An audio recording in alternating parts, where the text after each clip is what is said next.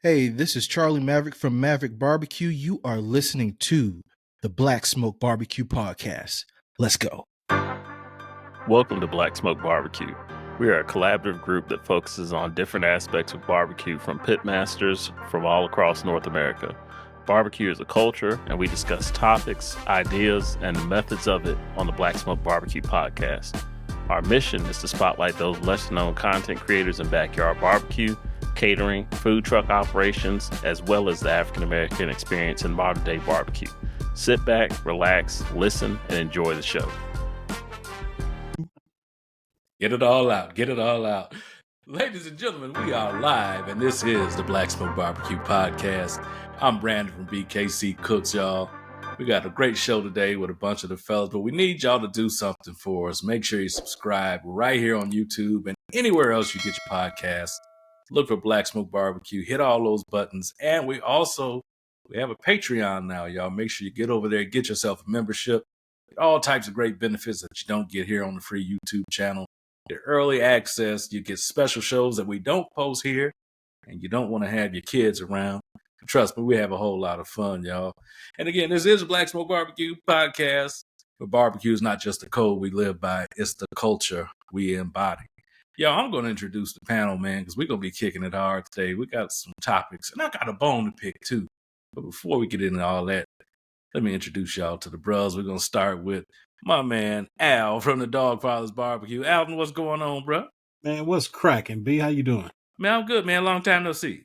It's been a few days. Hey, look, I went over to Barbecue Boulevard, y'all, and we cooked everything. Everything. We cooked everything, and we drank up a bunch of stuff and talked a bunch of mess. We had a good old time, man.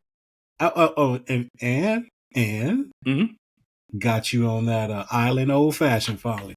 Finally, yes. Yes, I was a skeptic, but I stand corrected. It was pretty damn good, brother. Yeah, pretty damn good. It was a great time, man. Oh, I had a real good time, man. And I also saw that after I left there, you went and did it all over again. Was you just practicing? Are we talking about practice? Like, what did you do? I mean, yeah, man. Like AI said it, man. We talking about practice. Yeah. Not the game, dog. Not the game. It was practice. Practice. So Mama wanted some pork belly, man. Okay. And I like making pork belly every now and then. I don't always want to make it like a brisket. Sometimes I want to make it, crispy and all that. And I've been planning on doing a porchetta, but I hadn't got around to doing that yet. And I saw a video where, these guys were at a festival and they had pork belly. And I mean, they had a lot of pork bellies. And the way they cooked and the process that they used or whatever got this really crispy skin. Okay. And, I can get crispy skin like that, but, I got to do the old school method, use a jacquard, poke the holes in it, whatever. Mm-hmm. They didn't do any of that. They salted them bad boys down and let them sit, let that salt draw out the moisture, and cleaned all that salt off, whatever, and basically put it over live fire, And I mean, they had it kind of elevated or whatever, so they kept it kind of a low to medium, medium low heat. Yeah, yeah. Cook the pork belly through or whatever before they flipped it over. But anyway, man, they got this really crispy skin, so it got me, thinking, well, man, let me go ahead on and try that because I've been doing the whole jacquard thing for all this time, and if that's a step I don't have to do, let's cut it out. Absolutely. And that's what we did. And so I figured, well, you know what? While I'm at it, I got some beef ribs. I got some chorizo. We might as well make some peppers. Oh, I got this acorn squash in here. So let me go ahead and get that on too. So I just start throwing one thing on after another. And the next thing you know, man, I had a whole bunch of stuff, being cooked up. So I got to work through the weekend and, not off till Monday. So we got a lot of food to eat over the next few days. Good man. Good man. You sure had a spread, brother. And I was a little bit jealous, but, that's neither here nor there, man. You were talking about festival. Hey, do me a favor, bro. Tell the folks about the event we're going to at the end of May. Yeah, man. We're actually going to be down in San Antonio. So if you are in the San Antonio area, I think it's on May 31st. Yes. We will be down there for a benefit. We got a brother, Rick Galindo. Rick's Barbecue and Specialties. He is going through the same, battle I had, cancer battle, and he's putting up a good fight. But the bills are no joke. And so there's going to be a great benefit going on. Our brother Al Fergoni is going to be out there doing some live fire cooking. Yours truly will be there. BKC Cooks will be there. Tommy from the Backyard Gallery is going to be there. There's going to be a host of people out there that are your favorite YouTubers going to be out there as well. And so we're going to be out at the Barbecue Outfitters in San Antonio, May 31st. And I'm not even going to let the cat out the bag, but it's going to be a lot of meat being cooked for that day. So you will not leave hungry. You definitely come hungry and leave happy is what we're saying. Yeah, and we'll make sure we post the details, and I'm sure the flyer will be up on the screen here at some point. Absolutely. But you can also scan the code on here, and if you can't make it out to the event, you can definitely hit the GoFundMe and help our brother Rick out. Rick is, a friend of Black Smoke Barbecue and a good dude, man. And Real good dude. Whatever y'all can chip in and help that brother out, man, we would certainly appreciate it. And cancer sucks. I just want to throw that out there. I couldn't agree more. I got some foul words for cancer that I will not say right now, but we'll save that for later. Yeah. Black Smoke After Dark. Next up, we got our resident poet, T from T-Dub Barbecue. What's going on, bro? Nothing much, man. Same old, man. Just out here maintaining. The pollen is finally going away. That's a plus. I think it's the heavy days are gone, man. I think I can say that. Knock on wood. Good. I hope so. I saw you were wrestling with that deflector again, man. The video, matter of fact, that become your nemesis at this point, or what? So, you know how we always joke about taking a long time to upload stuff, right? That's that video I did from January. Okay. So I finally put it up. But when I did those honey jerk lamb ribs, I used it again and no problems. So I did briquettes that time and it was smooth. No temperature spikes, none of that. So I really think what happened is some of the lump underneath got lit and I couldn't see it. Cause it's happened to me before. When I did some beef ribs, but it was nighttime. So of course you can see better at night and you can see what's lit and what's not. And so I think that's what it was. But with the briquettes, oh man, it was running smooth. I got I wouldn't even say, I think I did like a third of the way and I still had like half of that left over after 4.5 hours. Nice. Yeah. So good stuff, I can say that that first time it was a user error. Hey, bro, that's the only way we learn, man. That is the only way we learn, brother. But I also seen you was working with that brisket, man. Yeah, man. That with them temperature spikes, that's right on target for what we talking about today. Boy, when I tell you, and it wasn't like a slight temperature spike. I mean, it shot up to like 350 and was screaming and wouldn't come back down. Yeah. Yeah, that's tough, man. That's tough. You're doing hot and fast brisket at that point. Yeah, you're doing like Eddie Wright, man. Eddie Wright had that brisket screaming, brother. What? Yeah. Shout out to our Black Smoke brother, Eddie Wright, down there at the Slab. If y'all are ever in Jackson, Mississippi, y'all go check out the Slab. That's Eddie Wright's spot, man. He got some really, really cool things going on. But yeah, I'm glad you got that thing under control, man. Yeah, man. It was I was like, I'm gonna give it another shot, man. I really felt like it was all me, and I was right. So we gonna use it a couple of more times, man. I won't shelve it for now. Good stuff. Glad to hear it, man. And last but not least, we have our editor-in-chief, Charlie from Maverick Barbecue. Charlie, what's good, bro? I just want to announce officially in Atlanta is short season, dog. It's time. Yeah. We are here, baby. I love it. Yeah, man. Now it's just time for the humidity and the mosquitoes. So Oh yeah, yeah. Well, have to you, put a damper on, you killed what you killed got my going. dream, man. Damn. Hey, won't he do it? I'm just saying, I've been down there plenty of times, brother. It's swampy there Yeah, in Georgia, a little man. sticky. Yeah. But you can't shovel sunshine, bro, so I ain't mad about it. What you been cooking, bro? Man, Keenan would say the whole farm. Shout out to Keenan. Shout out Keenan. I told y'all that I was gonna be nice and share some ribs with my coworkers, and I did. So I had 2 racks of ribs, 1 spare, 1 baby back. Yeah, I gave him a couple of pieces of each, and I had some chicken thighs on there because I was like, hey, before those get freezer bitten, let's go.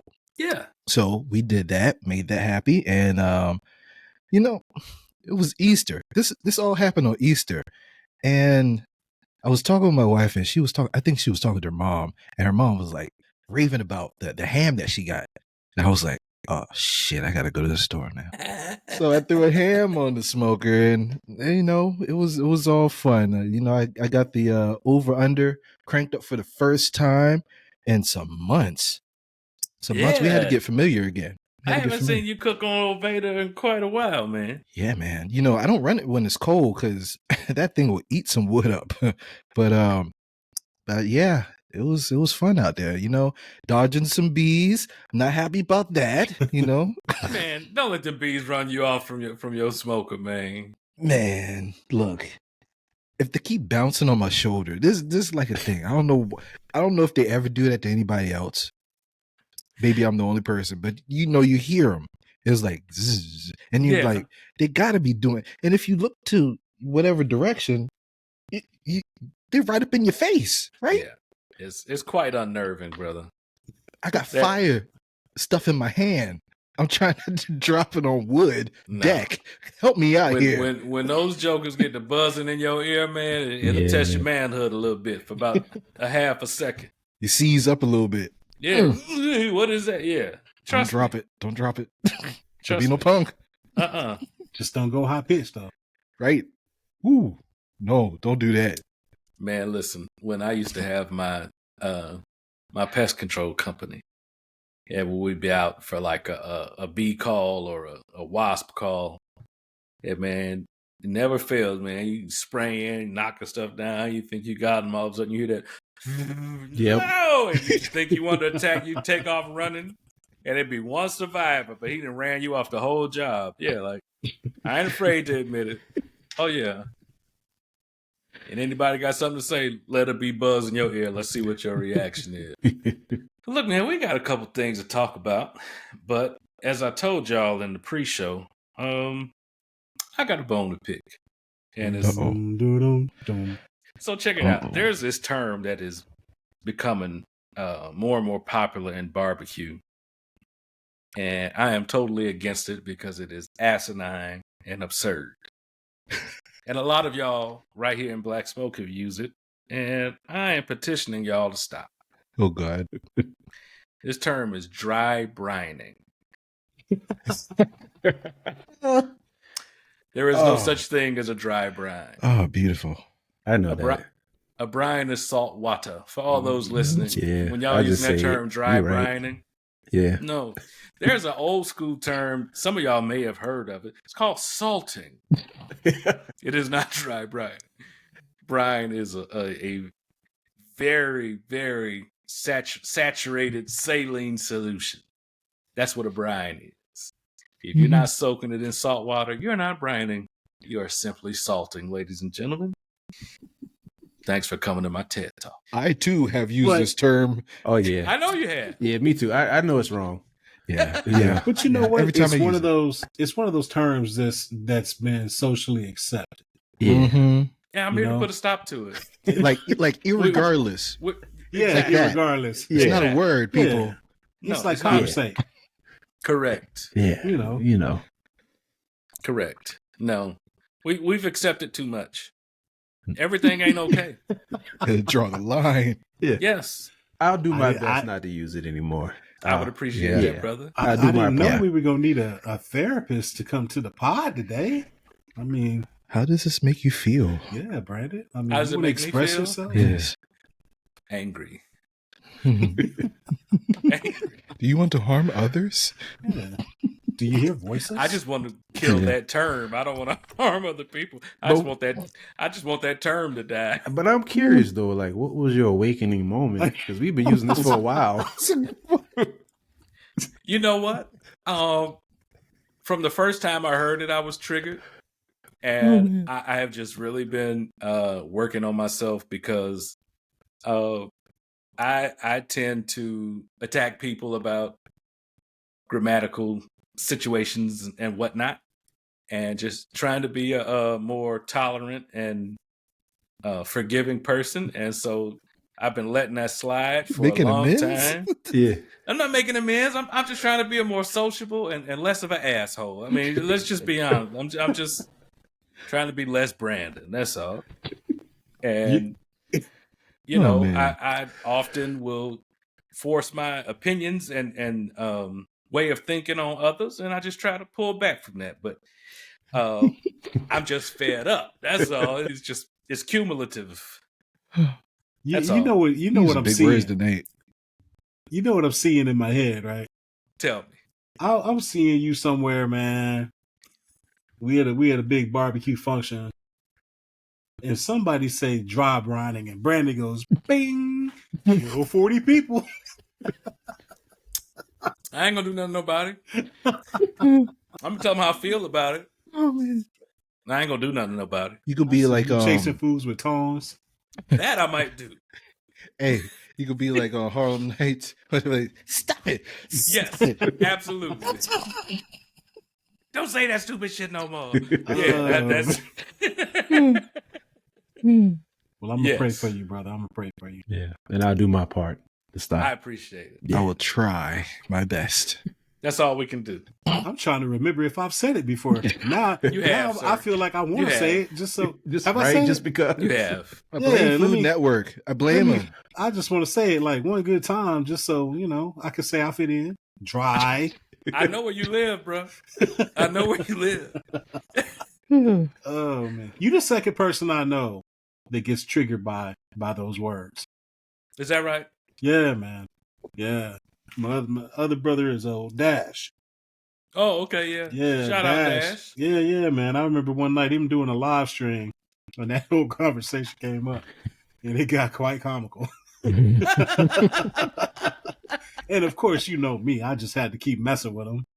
Oh, I know you kept poking the bear. Oh man, I and did. he didn't pick up on it at all, did he? Oh no, he does. He does. Now we go back and forth like that, Okay. man, and it's just everybody thinking we about to come to blows, and we just laughing. It's just hilarious to us. All right. Well, I got that off my chest, y'all. Let's talk barbecue, man. So I mean, you don't want to talk about a proper brining process, and I've explained all that many times in my video. Go to YouTube, check out BKC Cooks. Anything you want to know about brining, I guarantee you I have it on there. a shameless I plug. guarantee you any of them won't say dry brine. Nothing dry about a brine. There's nothing dry about a brine. Oh my goodness, wouldn't that be technically curing? No. It would not. Nope. Mm-mm. Let's say it is long-term seasoning. It's just salting. It's just salting. That's all. I know. I mean, you think about how long it takes to cure something. You know, Oh, like a country ham or something like that. Oh, yeah. Bro, that's hanging for months to years. So no, and it's not curing. You just salted something and let it sit there. And it's okay. There's nothing wrong with that.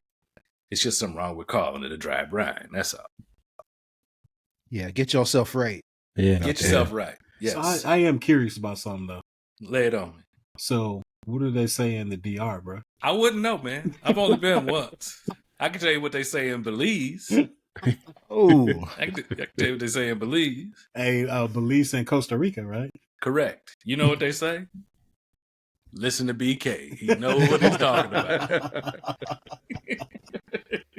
Oh, enough of that. Let's get back on topic, man. Let's Yeah, go. man. So check Let's it go. out. We had a viewer comment and comment and question about the oven being your friend, and basically, what they're saying is how you can use the oven as a tool when you're planning long cooks, and when and if it's acceptable to finish something like a brisket or a pork shoulder in the oven. What are y'all's thoughts on that? Oh, Well, who goes first? I'll go because that's Everybody right on jumping in on topic. this one. Yeah, that's Go right ahead, on T. topic with We what got we were feelings talking about yeah. this. Dog, I feel like it's like the double dutch. Yeah. Dog. I'm in. So back to that flat I did when I had the temperature spike. I threw, like I said, I think we talked about it in episode back in January, but I put it in the oven until I can get it back down. And it took, man, maybe an hour for me to get it back down. And I could have technically finished it in the oven, but I took it back out to let it get some more smoke in it. But when you look at people who do these videos and things, and even us, I mean, after a certain point, you're not going to get any more smoke in it. So finishing it in the oven, that saves you on fuel. And if it's wintertime, that really saves you on fuel because you're fighting against keeping the pit warm Yep. and keeping the ambient temperature, and all of that is just, so a lot of people finish in the oven. Some people, I'll give you another example. Even times like in college when we were doing things on, we talking about the little cheap grills or whatever, you really couldn't fit but so much in there. So we would start some off in the oven while some were going. And then when those are ready, pull them off, put the ones in the oven on there so we can get some grill marks or whatever. And that was just a thing we had to do because we had that little small, 20-inch grill. Mm-hmm. So that was efficient. I mean, we got enough smoke on it, enough smoke from, the fat that was still on there dripping off and the steam coming up or whatever. But I mean, the oven is your best friend. If the only thing I could say from my experience is if you're doing something strictly from the oven, you could do a bunch of different tricks and stuff like smoke paprika and smoke spices and stuff to give you somewhat of a smoke flavor, but it's not going to be the same. Yeah, not at all. Not at all. Charlie, what say you? So I look at the oven in a few different capacities. So going along with T, when you are in a situation where it's cold and you're using like a pretty good amount of fuel, and it's just for a certain amount of audience, not to downplay or discredit the audience, but it's not for a like a huge thing to where they can or a distinguished palate to where they can necessarily tell if you did certain steps or not, right? So you're cooking for family, you're doing all your stuff, and you're like, you know what? I don't want to burn all this wood while I'm have the stuff wrapped, and I'm not going to unwrap it. I'm never going to unwrap it. Like, brisket maybe, I'm never going to unwrap it. Let me finish it off in the oven because it's 30 degrees and below out here, and I'm just burning wood while it's wrapped, right? Correct. I think about that, using that in a way. There's another way as well. We can expound on as many of these as we need to, but there are situations where you are at a large gathering and you only have but so much space. Again, what T was alluding to is you got to move stuff. You got to keep things moving. So you can start things off, get about 75% there. And if you don't have the space on the grill, just plan out when you need to move stuff to the oven to finish it off or keep it warm, and then you kind of rotate things out.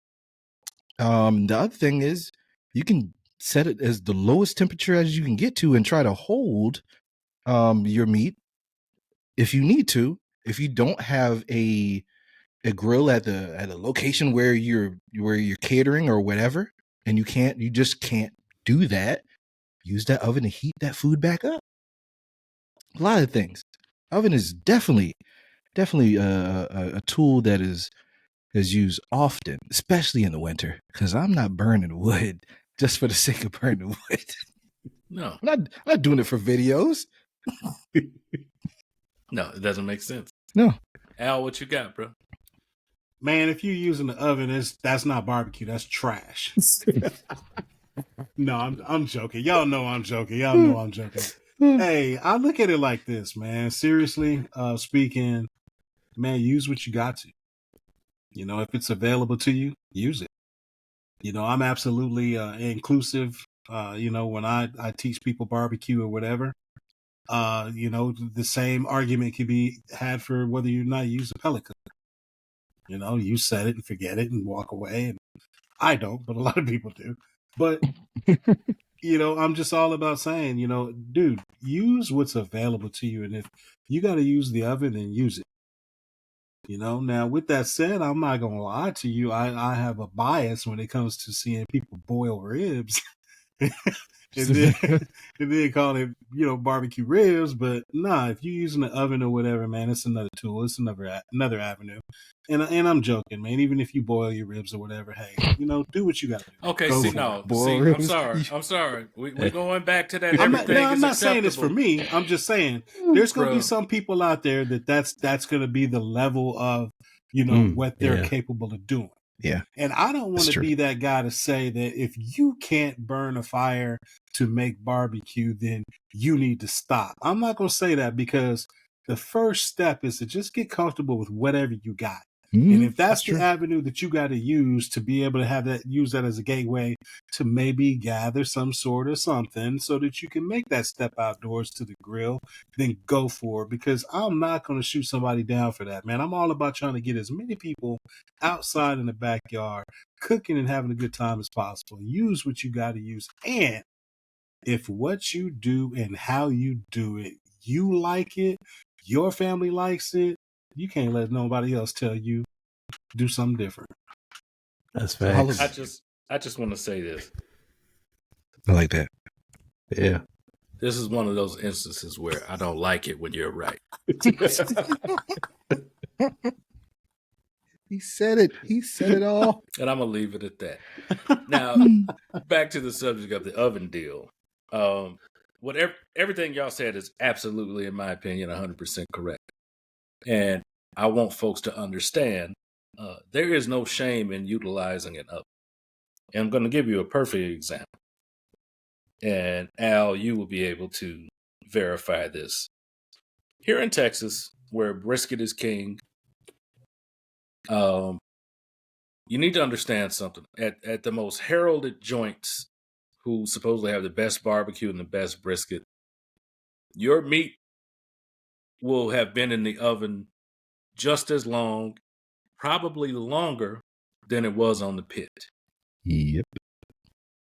They smoke that stuff, and they might smoke a brisket 12, 14 hours. They're going to rest it in an oven just as long and possibly longer.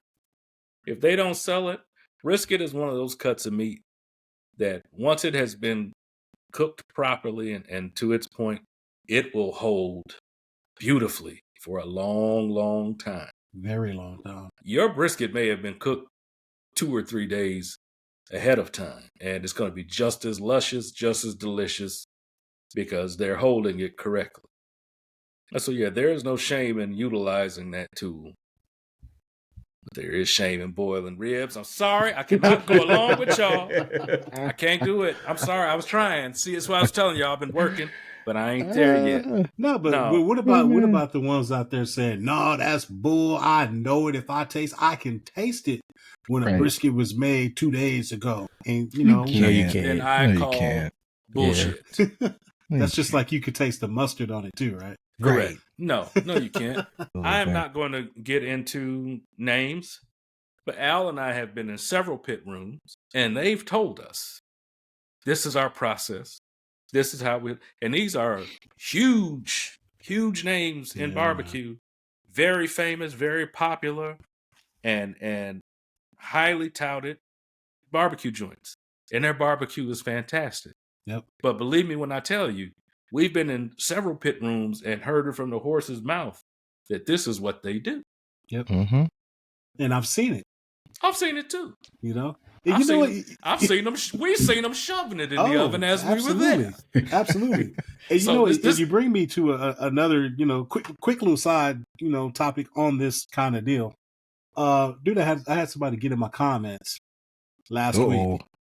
and it was hilarious. I think I sent y'all a screenshot Yes, of it. As yes, a you matter did. of Yeah, fact, yeah. and the guy was. I mean, it was the the grammar was so bad. I was just kind of like, I don't even know what to really think about it, but it was basically what was it? It was saying something about alluding to using dirty smoke. Mhm. And he was, and he just, I mean, it triggered him kind of like the dry brining does for you, saying that I was using dirty smoke. And he just, where'd you learnt how to make barbecue and this is trash and, whatever, blah, blah, blah. And like you just said, Brandon, we've been to many places that make phenomenal barbecue. Mhm. And a lot of these places has learned how to utilize dirty smoke. Oh, Yeah. yes. Yeah. And you Oh, have yes. people that get out here and they I know this is gonna be funny hearing me say this, but you got people that get out here and they watch a YouTube video and they listen to a YouTuber tell them, oh, you got to use clean smoke and blah blah blah, and then at the end of this cook, they're like, well, man, it just doesn't have that smoke flavor like I'm looking for. What do you expect? Yeah. And it's like when you and it's like, even when I have conversations with my buddy Ryan, shout out to Backline Smokers, Shout out makes Ryan. phenomenal pits. Shout out Well, Ryan. And a super cool cat, man. Hey, yeah, absolutely. But we've had these conversations about how they build these pits and how they have to tweak them or whatever, because sometimes these pits burn so clean and so fast that you're not getting that smoke flavor. So what you're saying is they're an oven. They're an oven. Ah, They're a slowed down oven. there you go. Yeah. Because when the smoke is that clean, It's and just heat. also, Yeah. we've seen offsets that ran so beautifully that the way they load the splits in there makes a difference. Absolutely. If the splits are running in line with the pit, the draw is going to be too good and you won't get enough smoke. You have to turn those splits so that it's getting a little resistance so it can actually build up a little smoke Mm-hmm. to get some. There's a lot to it, man. And the It's thing more is, than just throwing wood in there and burning it. Yeah. it ain't that simple, especially when you're dealing with a true professional pit. Oh, yeah. Oh, yeah, man. And you got to understand it. Y'all should go to your favorite barbecue joint that does really, really good craft barbecue. Yep. And ask for a pit tour and be nice and stay out of their way and hang out as long as possible. And your eyes are going to open up, because I'm going to tell you something. Those guys are constantly making adjustments. Absolutely. Yeah. Yeah. Constantly Yeah. making adjustments. There's no such thing as set it and forget it. No. Nope. No, they're making adjustments to the stack. They're making adjustments to their firebox. If it ain't something as simple as opening the door, closing the door a little bit, moving their splits around, Putting splits in the cooking chamber. Oh yeah, they'll put as like a break. Yep. It's like a heat break. I mean, trust me, there is a lot to it. And you were talking about dirty smoke, Al. We know people who will load up their pit and then light their fire. Absolutely. And we saw that in Atlanta, y'all. And had some of the best ribs Yep. you Oh yeah. ever hope to put into your mouth. Mm-hmm. And you know what? I think people out there that like this viewer that commented on my content, try it before you go open your mouth. Exactly. Just try it. Exactly. You know what I mean? It's like we were having this conversation about the pork belly that I did, yesterday. I tried a new method or whatever. It's not for me, but hey, I tried it. So I can't say, it doesn't work, because I've seen it work for people. But I've absolutely done what you're saying right there, Brandon. I've loaded up my pit and then lit the fire to try and utilize that dirty smoke, and it actually came out phenomenal. I've done it too, especially with ribs, because I don't have a really nice offset like Alton does. I got I had one that's put together with screws. Like my offset is, it leaves a lot to be desired. And that can go both ways. But if you're running a clean fire, like anything else, a lot of times you can come up short on smoke. Yeah. And so, yeah, I've tried that method. And so I especially tried that method when I use my perfect draft. Oh, yeah. Because Yeah. you're going to get technically making your pit an oven? absolutely it is a convection oven at that. A convection oven, a temperature controlled, precise. And so again, because that burns so clean, you can't come up with a lack of smoke. Yeah. And so yeah, I put my 2 slabs on there, you know, and well, I technically didn't start. I put my coals in, and then I put my little wood splits in and closed it up. And I noticed a big difference in a good way. And a lot of these pitmasters have learned to use dirty smoke almost as a seasoning. Yep. Absolutely.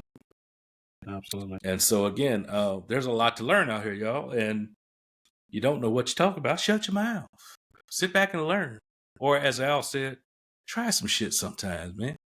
Right? Yeah. The problem is we get stuck. You know, people learn a certain way and it works for them and they don't deviate from it. Yep. That's it. You know? And there's nothing wrong. If that's the type of cook you are, dude, I'm not saying that's wrong. I'm just merely saying that don't chastise somebody else because they do something different. You know what I mean? Yeah. Mm-hmm. Yeah. The method that works for me may not work for you and you do something different. And I always say that whenever I make a video. Correct. You know, hey, this is what works for me. I'm not telling you that this is the only way to do it because there's a million ways out here to do something. Yeah. This is just what works for me.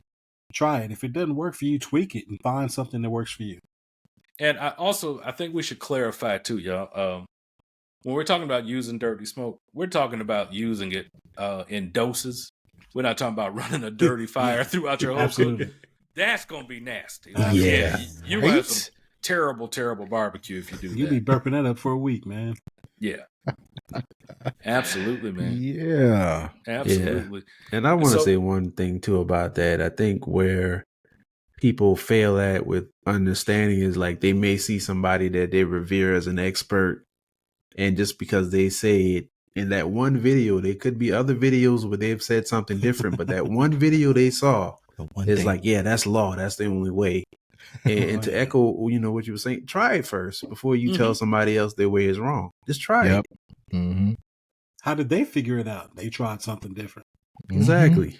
Yeah, and I don't believe in preaching about someone else's experience.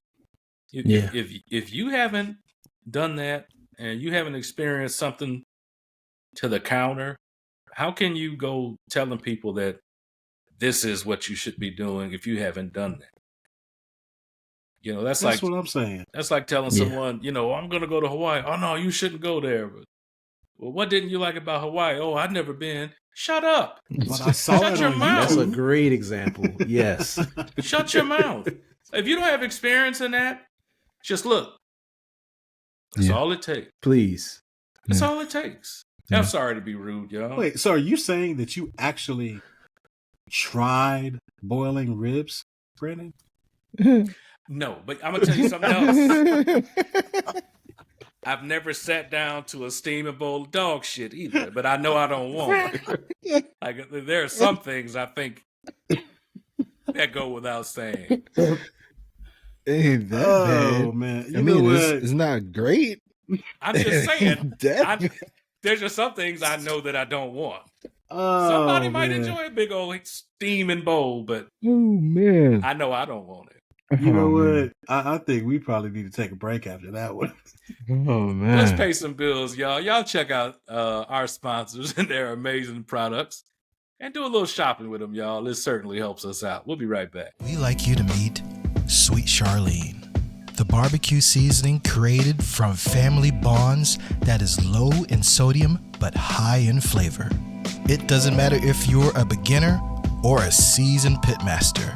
Level up your barbecue game with this dry rub that has amazing taste and great color. Go to eddywrightbarbecue.com right now and order your choice between the 6-ounce shaker bottle, the 16-ounce bag, or my favorite, the 32-ounce bag, and start rubbing your beef, pork, and poultry the right way. All right, y'all, we're back. We appreciate y'all watching those ads. And again, y'all, consider checking out our sponsors, man. They have some great stuff to offer y'all, and they support us. So make sure y'all rock with them a little bit. Now, look, we got some holidays coming up. Big barbecue holidays, y'all. We got Memorial Day. We got Juneteenth. Juneteenth. Hallelujah. We got 4th of July. Ooh, yeah. And so, you know, these holiday cooks have to be planned out if you want to be successful.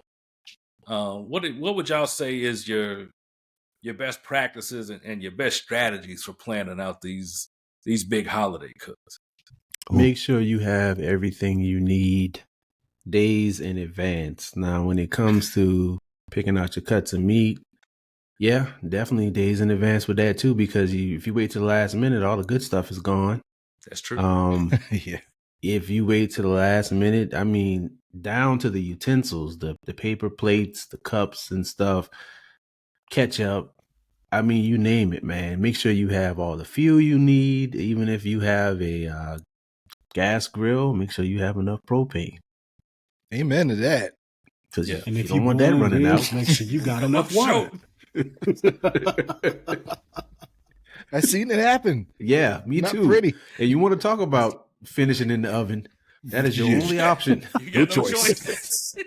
You have no choice. The chicken is halfway done. Hey, but do you actually need an oven when your brisket only takes 20 minutes to cook? Ooh. You do not. Good question.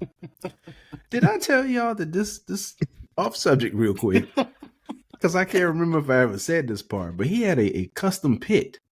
I'm talking He had about a customized. Stop it. I'm You so did not. serious. With all the bells and whistles, it had a little area to fry fish in on one side. Yeah. Nice. Straight Real face. nice. Oh, Yeah. This man. story is getting better and Yeah, better. You've been it telling is, this story for like the last 3 years. Yeah. And it 'Cause gets it's- better every time yeah. you tell it. Yeah, he had a custom pit.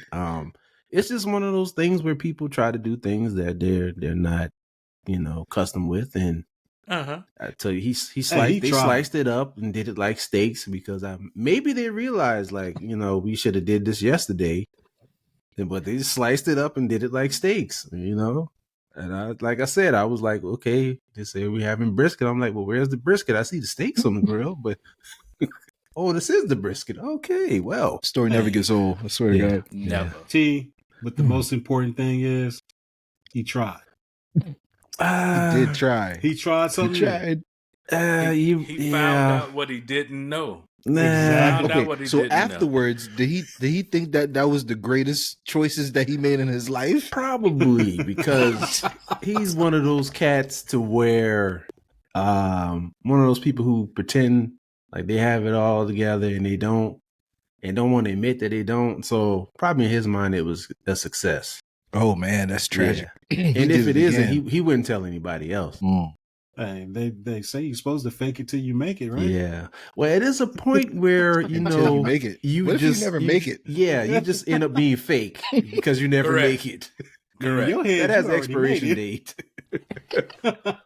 Absolutely it Oh does. man. Absolutely it does. My bad. I just had to get that out. But continue. What's your funny. tips, Al?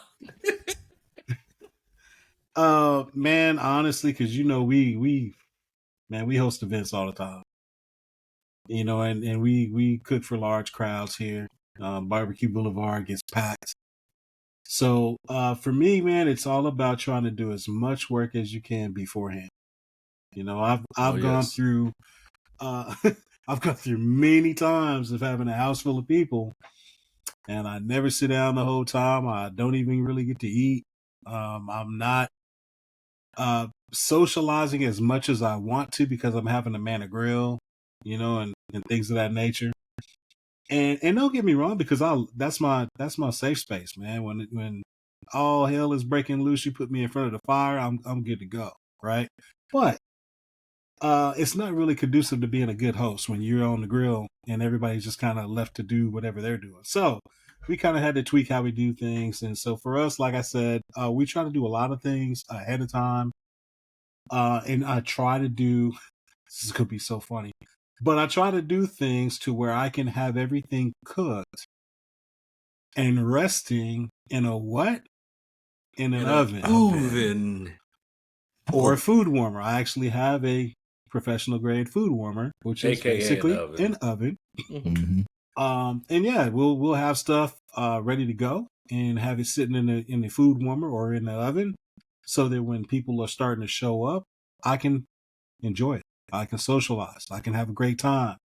We can break the food out when we're ready for it, and those briskets, if that's what I cooked that day, comes out just like it just came off the pit, even though it may have come off the pit, a good 12 to 16 hours beforehand. So do as much as you can beforehand, and just hold it. But let me make this perfectly clear, because a lot of people may not understand this. You definitely need to keep this stuff above 140 degrees if you're keeping it warm, okay? Absolutely. Danger zone is Danger 40 zone, to 140. Baby. Yep. So you either keep it chilled below 40 degrees or you keep it warmed above 140 degrees. That's how you're going to keep people safe. You start lingering in that in between, the danger zone, that's when you're going to get somebody sick. So stay Great above advice. 140 degrees. And you don't want to go super high. I typically will hold my meats roughly about 150 to 160 degrees. And that's where I kind of keep it, right there. You don't want the food cooking. You just want it to stay warm. Okay. So do as much as you can beforehand. Keep it in the warmer. Keep it ready to go. The chilled stuff, keep it on ice. Keep it in the refrigerator, whatever it needs to be, so it's below 40 degrees. And enjoy your gathering. Good advice. Charlie, what you got, bro? So I believe that holidays are potential training opportunities for people that want to get into small level or mid-level catering, right? Because you might have a large crowd, right? You might have a large crowd. You might have diverse palates. You don't know what you need to do to appease everybody. So you need to plan. You need to plan. The theme here is always be prepared. We always preach this. So you need to plan your menu. Understand who you're going to have there, dietary restrictions, whatnot. We talk about kind of catering to diabetics. So make sure that if you have diabetics at the party, you need to cater to them. So you're not giving a whole bunch of sugar, right? So you need to prepare, have things planned out. You can use the oven, which is one of our main topics of the show. You can use the oven to kind of keep things warm or to facilitate the finishing of cooking. But plan out the items that you don't use ovens for, like seafood, shrimp, stuff like that. So plan all that stuff out. It's important. And have everything to your best ability prepared, because, you might have Paul over here that was supposed to bring something, and Paul don't show up because Paul went ghost or whatever. He's supposed to bring something real important. Have a backup plan just in case Paul flakes on you, right? Absolutely. So you don't want to get caught slipping, right? Damn, Paul. I was about to say, man, Come on, screw Paul. Paul. I just thought of a name. Paul. There you go, Paul. Paul slips. Paul will flake on you. Don't trust Paul. Paul say he's going to bring the ice. Get some ice yourself. Agreed. Can't have too much ice. Never can have too much ice. Never let Paul bring the proteins either. No. No. You Handle that yourself. get your own. Get your own. Don't depend on anybody to get. Please have that at least a day before. I couldn't agree more. Don't have the proteins come the afternoon of. Yeah. I've been in that 20-minute brisket. Exactly. I've been in that boat, and the proteins was people who were bringing the proteins were like, yeah, we're not coming again. So there you go. So trip to the Wait, store. weren't you supposed to bring the ribeye roast? Trip to the store and see what's left. Paul was slipping. Everybody's sitting around eating bologna sandwiches. Right. Got to DoorDash everything. Yeah. My biggest piece of advice when you're doing holidays and you're having a bunch of people over, don't experiment on the holidays, y'all. Stick to the things that you do well. Because Amen. when you start experimenting and you're getting into territory that you haven't mastered, you're only going to screw it up because you're going to be stressing. You're going to keep checking, and you keep lifting that lid. It means it's not cooking. Stick to the things that you can do with your eyes closed. Put out a good product for everybody to enjoy. Whether it's sides, whether it's proteins, whatever it is. And also, too, kind of know your audience. Know who's coming. And sad to say, y'all, most of the time, especially if you're talking about a cookout, 90% of the time, people are expecting the same stuff. Yep. I wouldn't go with an exotic menu or things that are far from traditional. You know, you can put your spin on something. But when you start doing things that you saw on Food Network and this setup.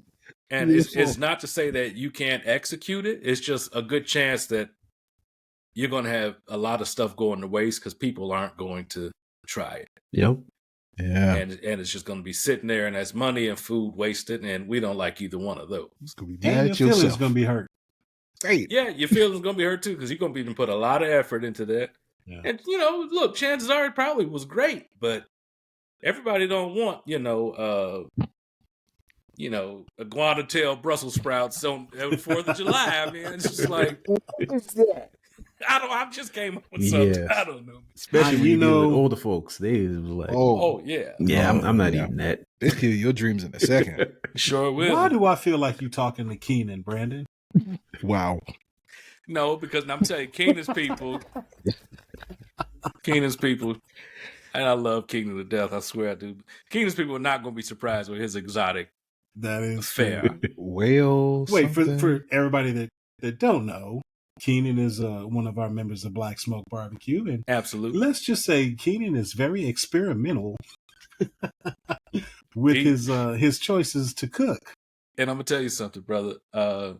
As much as we joke, I love that commend about him.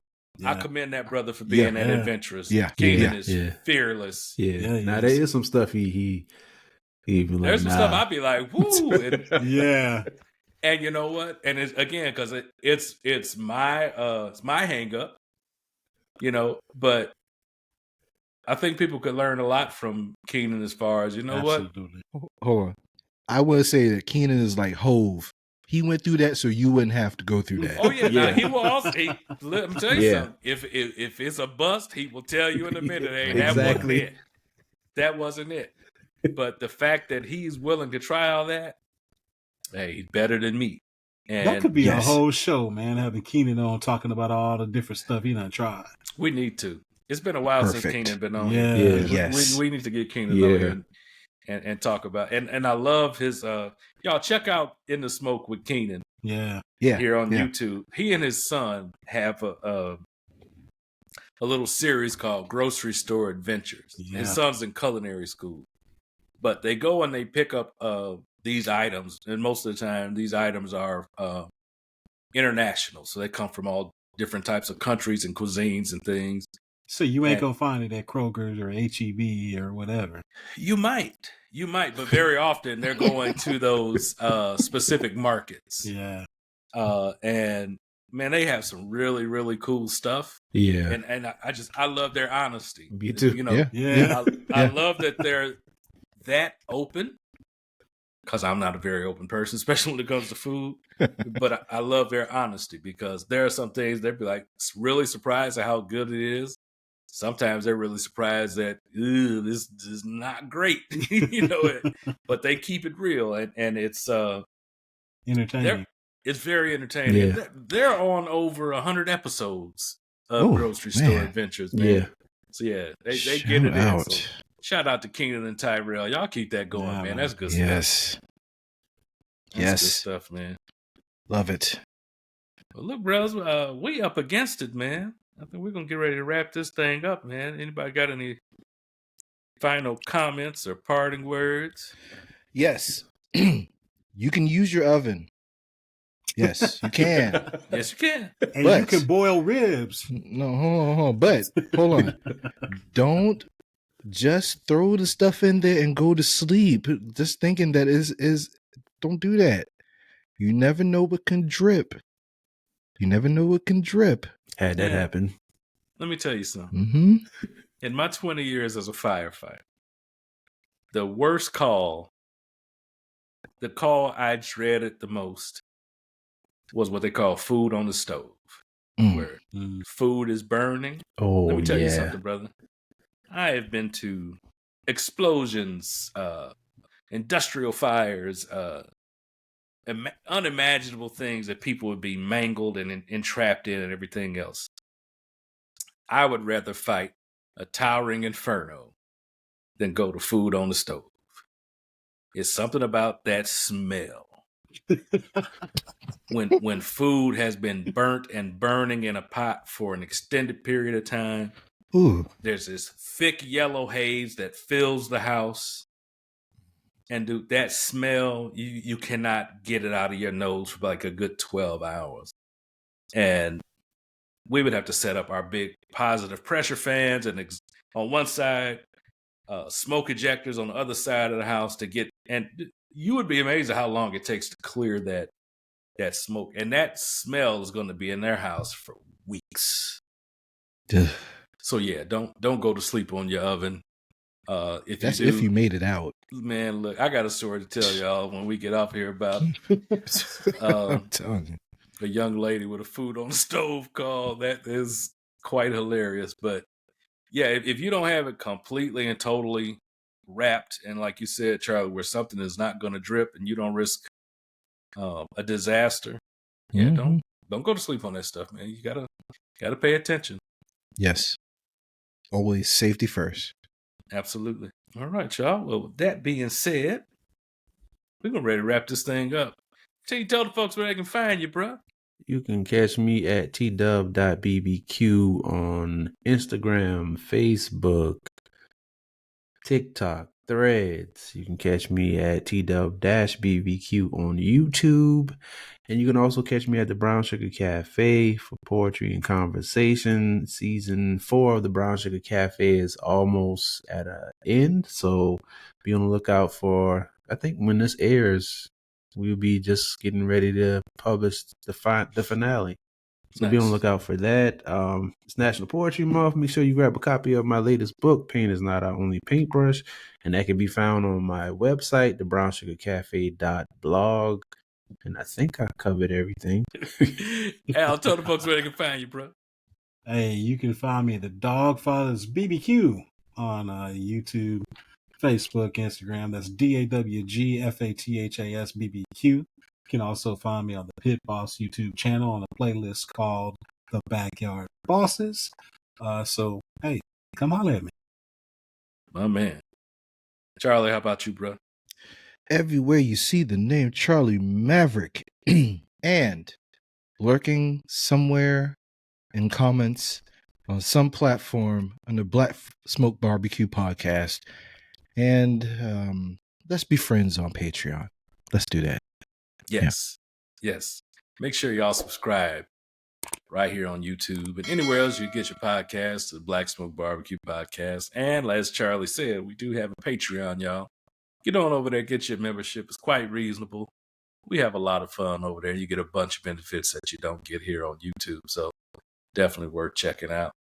And y'all can find me everywhere except for the whatever that pit of hell is called these days. X or Twitter or whatever. I don't do that. But anywhere else, look for BKC Cooks and me in this luxurious Maine. We will be there, y'all. So that's going to do it for this one, y'all. This is Black Smoke Barbecue, and we're out.